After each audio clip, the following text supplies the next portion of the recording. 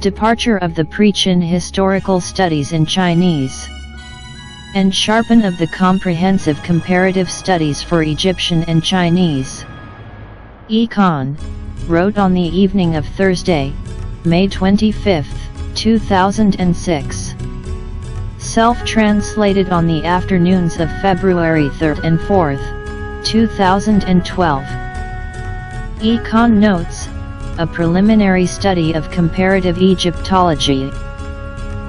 The study of Chinese pre-Qin history is a long-established topic, but its academic progress and research breakthroughs can view with small steps and slow stop. The Chinese pre-Qin history is a mess in current, and the studies of Chinese pre-Qin history is all on paper at present.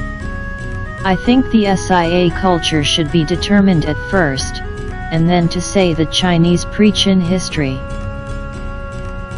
So-called the Chinese pre-Qin history, the history before the Qin dynasty, or can be translated as pre-Qin history, refers to the history before the Qin, and so-called Chinese prehistory refers to the history before the Kamhar 1 year of the Eastern Gru that recorded by the Glorious Kingdom dialogues. In the Chinese pre-Qin history, the most difficult to determine is the Chinese prehistory, that is the Chinese history before, and contain, the Western Gru dynasty. These eras were divided into dubious era, in the ancient, and myth, or legend, era by SIA Cohn's help and other scholars in the Republic of China. The reason why it is so named is because the history of this period is covered with layers of dark veils. We should classify and compare the relationship between Egyptian and pre-Qin Chinese in terms of language, paleography, costumes, historical relics, archaeological antiques, arts and crafts, etc. If they are homology, assuming they are homology, then all the results should be tally.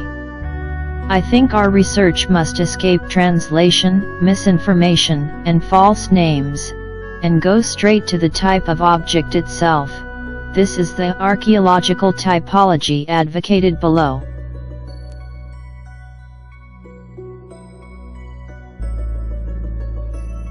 We can compare the image of Senior King, Worrell, in ancient Chinese paintings with Egyptian unearthed paintings. We can compare the costumes of Egyptian statues with the ancient and traditional costumes in main ethnics of China. You can compare the meaning between hieroglyphics of Egyptian kings' names with the oracle bone scripts of the Chinese king's name in the SIA period. I call the comparative research of Egypt and China with comprehensive comparative study of Egypt and China for transitory, belong to comparative history, comparative anthropology, and comparative archaeology. I personally think, these disciplines proposed by Western scholars need to be uniformly named comparative studies on comprehensive humanities. The comparison of relations between Egypt and China was originally proposed by French scholars during the Napoleonic era, but they have not completed, maybe due to the limitation of knowledge structures. However, there has been an academic spree emphasizes both Egyptology and Sinology in Europe. When I was young ago, I also doubted and disdained the relationship between Egyptian and Chinese. The main reason was that my mind is bound by traditional education, so I have not dare and need to think. And later, I learned that Western scholars have proposed by numbers of studies, there are close relationship during the scripts of Babylon, Akkad, ancient Greece, and ancient Egypt, as well as the relationship of them with the Chinese scripts. In 1667, the German Jesuit Athanasius Kircher, 1602–1680, published his book The China Illustrata, and believed that the descendants of Shem in the Bible led the Egyptians come to China and taught the ancient Egyptian scripts. The Chinese did not learn the all, and added some creations by themselves, so the result became another script system as the Chinese scripts. In 1716, the French scholar Petrus de Huet, 1630–1721, published the book History of the Commerce and Navigation in Ancient, Histoire du Commerce et de la Navigation des Anciens, and believed the Egyptian civilization was introduced to China through India. In November 1758, the French sinologist Joseph de Gignes gave a speech, lecture, entitled The Chinese are an Egyptian colony, Les Chinois sont une colonie égyptienne. He compared the Chinese pictographs with the ancient Egyptian scripts, and proposed that the Chinese civilization as same the Greek civilization, was inspired by the ancient Egyptians, and the strokes of Chinese scripts contain the letters. For example, he believes that the father of Chinese scripts is composed of I and D, and need be pronounced Jad or Jod. It is consistent with Jod, father, in Coptic, that preserves the ancient Egyptian components. Then the ancient Egyptian scripts have not been interpreted yet. In 1822, the French scholar François Champollion found the key of the interpretation on ancient Egyptian scripts. At the end of 1898 usually, the oracle bone scripts of Shang dynasty were discovered in China. The Japanese Shishisaburo Itazu published a book The United Origin of the Scripts of Chinese and Egyptian, De Unitate Originis Literarum Sinicarum et Egyptiacarum, in 1933, and published the revisions and editions of it in 2 years later. Besides, also proposed the dragon horse and talent turtle, which loaded the literatures in the Chinese legend of Map Extra Hoer, Book Extra Lauer, were all ships and the evidence of Egyptian civilization landing by the Yellow River.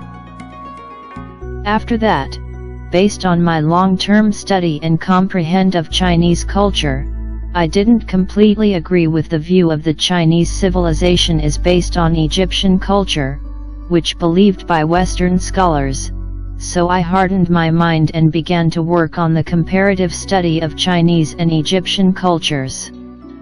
Not long ago, I sorted the records of SIA's kings and researched kings of Old Egyptian. And I recently discovered some clues such as the origin of grave SE, Very West, and the origin of undead drug of Western Queen, Mother, and the origin of Western Paradise. Why are there almost all have the scenes of ferry run by boat were depicted in Egyptian murals with burial customs of Pharaoh's death? Have you ever thought about the destination of the ferry run by boat is Egypt of Africa on the Atlantic coast, so where is the start point of the sailboat? Why the undead drug of Western Queen, Mother, in Chinese legends can make people immortal, and the ancients are really twang so not to know the scientific story that can't resurrect from death, and stubbornly misthink there is a immortal magic in the far west from China. And according to my research, the Western Queen, Mother, is precisely the sovereign of Egypt and Africa, now note, arrow. And there have indeed shown the mummies of bodies can be immortal for thousands of years, by archaeology discovered in the Egyptian pyramids. And is this the desirable immortality by unfinished bodies, flesh, and is the undead drug of legend by aseptic technique of mummy? Why is there a Western paradise and Western polar state under the heaven, Eurasia, which believed both by Indian Buddhism and Chinese Taoism, Stoic?